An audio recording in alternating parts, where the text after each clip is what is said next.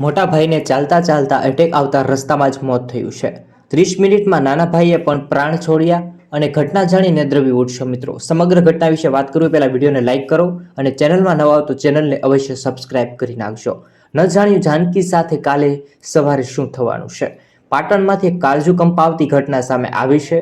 હાલમાં મિત્રો ખૂબ જ દુઃખદાયક જે ફોટોઝ વાયરલ થયા છે।